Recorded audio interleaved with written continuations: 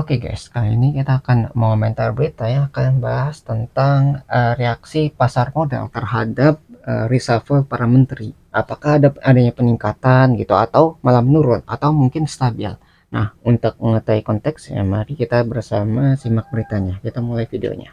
Dan pemirsa, saat ini kami juga sudah terhubung dengan pengamat ekonomi, ada Bapak Joshua Pardede yang sudah tersambung bersama kami dalam Breaking News Metro TV. Selamat sore Pak Joshua. Sore Pak Joshua. Selamat sore. Iya, Pak Ya, Joshua, selamat kalau sore. kita melihat untuk pasar saham saat ini LQ45 masih menguat.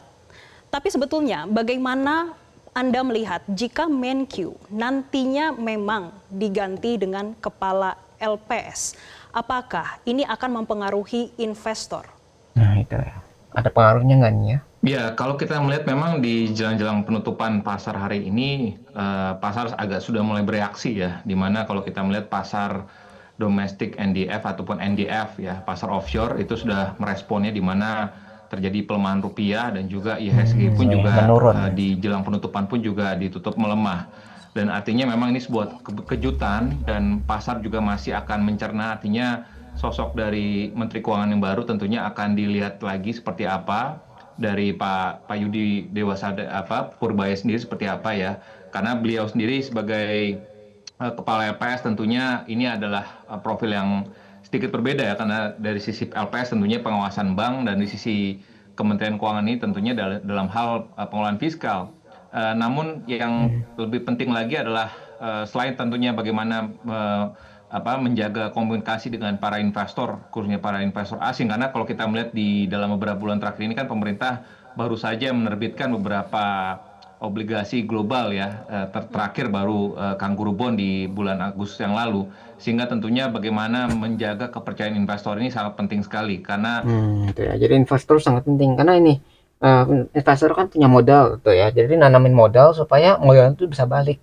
Jadi investor berpikiran ketika wah ini negara ini ada peningkatan ekonomi. Kalau saya nanam modal sekarang nanti kalau negaranya jadi maju, negara jadi lebih baik, uangnya akan bertambah gitu. Itu harapan dari investor. Tapi kalau misalnya ngeliat Indonesia sekarang gitu ya banyak kekacauan, banyak kerusuhan, terus ada banyak pergantian menteri, banyak apa ya ketidakstabilan, investor juga ragu. Ini kalau saya investasi sekarang ya nggak kita ngasih modal sekarang apakah bakal untung nggak ke depannya gitu.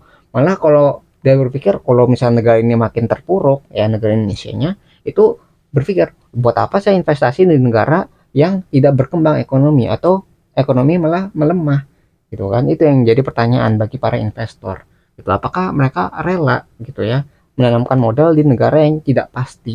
Kalau mereka rela ya nggak masalah, tapi kan kebanyakan investor maunya keuntungan gitu ya. Nanam modal tuh ada harapannya, kalau harapannya tidak tercapai ya mereka lari ya nyambut modal mereka dan nyari negara yang dianggap mampu untuk mengembangkan uang mereka gitu. Kalau Indonesia nggak mampu mereka akan cari negara lain ya, jadi lari ke tempat yang menurut mereka itu menguntungkan. Itu ya dari tujuan dari ini ya investor menanam modal di suatu negara.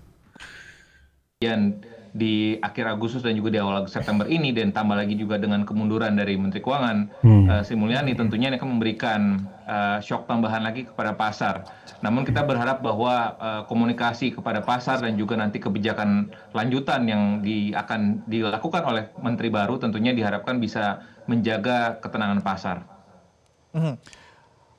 Pak Joshua, kalau kita lihat sosok yang digadang-gadang akan menggantikan Sri Mulyani ini, backgroundnya adalah Ketua Dewan Komisioner dari Lembaga Penjamin Simpanan atau LPS. Nah, untuk rekam jejak dari Purbaya Yudi Iya, Sadewa sejarahnya ini, Anda bagaimana nih melihatnya ya? seperti apa jika nanti sosok Iya, ini latar belakangnya. memimpin sebagai Menteri Keuangan?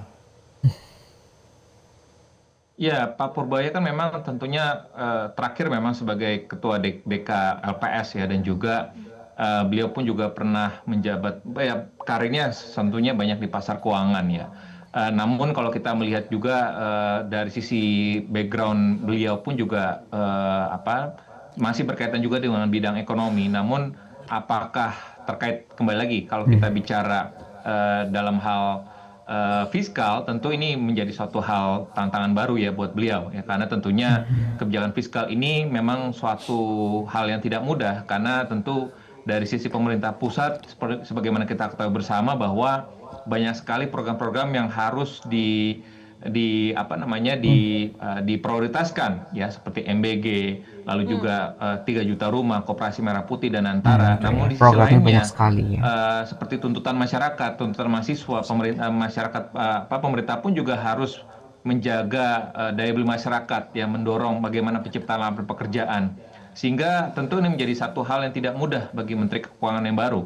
Artinya kebijakan ke depannya dari sosoknya Pak Purbaini tentunya perlu ada catching up yang cukup cepat. Namun tentunya dengan wamen yang sudah ada saat ini tentunya Pak Purbaya disupport ya oleh 3 wamen, dan harapannya ini beliau dapat bisa catching up dengan kebijakan fiskal yang ada ataupun bisa memperbarui khususnya apabila memang perlu ditingkatkan ya kebijakan fiskalnya yang ada saat ini, sehingga harapannya tentunya ini bisa memberikan fiskal kita bisa lebih memiliki ruang lagi, khususnya untuk mendorong tadi pertumbuhan ekonomi dalam jangka pendek ini. Itu ya. Jadi walaupun tadi ya dari sejarah itu mungkin agak berbeda gitu dengan apa yang diterima sekarang. Jadi job stack-nya sebagai Menteri Keuangan itu mungkin agak berbeda dengan pekerjaannya yang sudah dulu dia lakukan.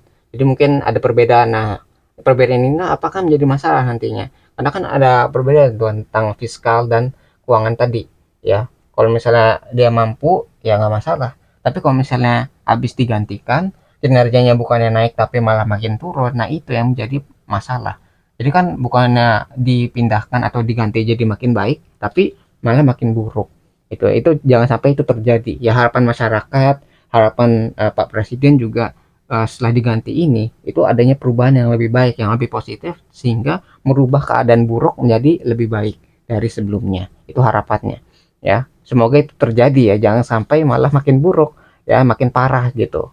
Ya, Indonesia sekarang sedang masalah ekonomi sedang sangat bermasalah ya, sedang lesu ya. Mudah-mudahan habis digantikan nanti ada kebijakan baru yang bisa membangkitkan semangat ekonomi di negara ini ya. Mudah-mudahan seperti itu sehingga ada perubahan kesejahteraan lah bagi para masyarakat yang menginginkan perubahan. Kemarin tuh ya banyak demo di berbagai daerah itu. Ya, mudah-mudahan seperti itu ya Pak harapannya. Joshua, kita sambil melihat visual terkini yang berada di istana, sepertinya sebentar lagi untuk pelantikan 6 menteri baru akan dilaksanakan sebentar lagi. Namun sembari kita menunggu terkait dengan pelantikan 6 menteri pada sore hari ini, kami akan melanjutkan perbincangan dengan Pak Joshua.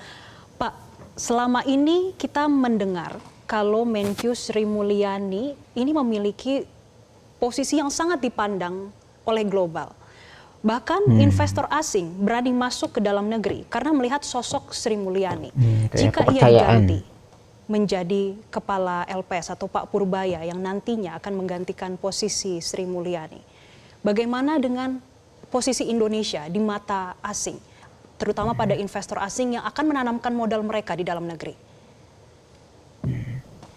Ya, tentunya kalau kita mengikuti bagaimana ramuan kebijakan yang beliau sudah lakukan juga ya, kebijakan yang sudah beliau sampaikan juga ataupun beliau terapkan juga dalam kebijakan fiskal dalam beberapa rezim ya, dari rezimnya Pak SBY lalu Pak Jokowi dan saat ini juga Pak Presiden Prabowo. Tentunya ini memberikan dampak yang positif ya kepada kondisi fiskal kita dan juga bagaimana peringkat rating Indonesia saat ini sudah investment grade.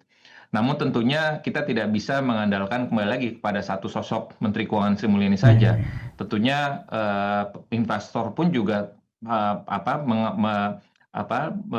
dalam hal berinvestasi tentunya berlandaskan juga kepada kondisi fundamental ekonomi kita. Ya, tentunya resepi ataupun kebijakannya tentunya kita perlu melihat bahwa ini juga menjadi salah satu berkat kebijakan dari beliau juga ya, Ibu Sri Mulyani. Tapi tentunya di luar itu semuanya tentu fundamental ekonomi kita lah sebenarnya yang juga menjadi salah satu faktor kunci mengapa investor asing pun juga tetap berinvestasi di dalam negeri. Jadi saya percaya bahwa tentu kita tanpa mendiskreditkan beliau, artinya tentu jasa beliau juga besar ya pada kemajuan ekonomi kita.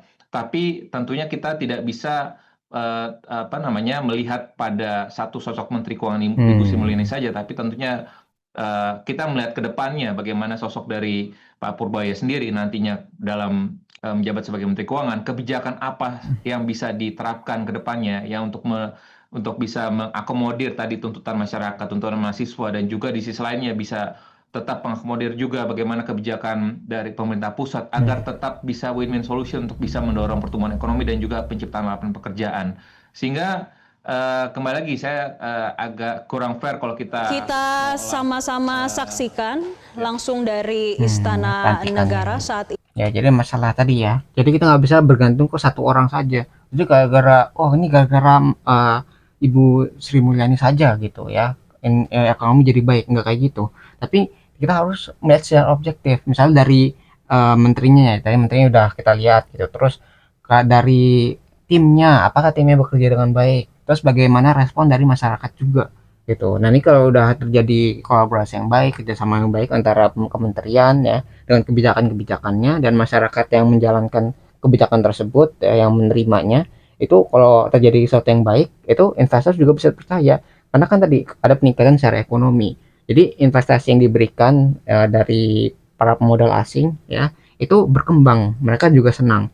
Jadi gimana caranya masyarakat itu senang ya dengan kebijakan, menterinya bisa bekerja dengan baik, kinerja itu meningkat, dan para investor asing juga percaya sama negara ini ya untuk mengelola uang mereka gitu. Jadi semuanya menang gitu, masyarakatnya menang dari kebijakannya gitu ya, jadi ekonominya naik gitu, masyarakatnya sejahtera, terus menterinya itu bisa menjalankan fungsinya dengan baik gitu ya, diapresiasi, terus di apa ya, kasih nilai yang tinggi lah, itu kan salah satu bentuknya. Nah mereka nanti menjalankan tugasnya dengan baik, dia juga bisa menang, dipercaya, lalu dari investor juga bisa menang karena uangnya itu berkembang dari yang keadaannya sebelumnya sedikit itu menjadi lebih baik, lebih banyak gitu. Kalau misalnya bisa meningkat 8%, wah itu investor sangat senang sekali. Bayangin kalau misalnya nanam berapa ratus juta per batu, sampai miliaran. Nah itu kan 8% dari miliaran itu kan sangat besar gitu.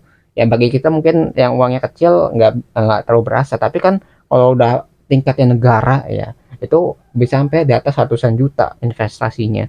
Nah kalau misalnya itu berkembang ya walaupun hanya 8% di bawah 10% ya itu dianggapnya adalah peningkatan dan itu menyebabkan investor juga senang dengan peningkatan tersebut. Jadi semuanya menang, masyarakat menang, pemerintahnya menang, dan investornya juga menang. Ya harapannya itu yang terjadi ya setelah adanya ini pergantian dari Menteri Keuangan yang baru. Gitu ya. Ya mungkin itu yang bisa kita pelajari dari berita ini. Nah kalau kalian tertarik dengan sumber beritanya, link sudah saya cantumkan di deskripsi video. Nah mungkin itu yang bisa saya sampaikan. Semoga videonya bermanfaat. Kurang lebih mohon maaf. Kita ketemu lagi di pembahasan selanjutnya. Insya Allah.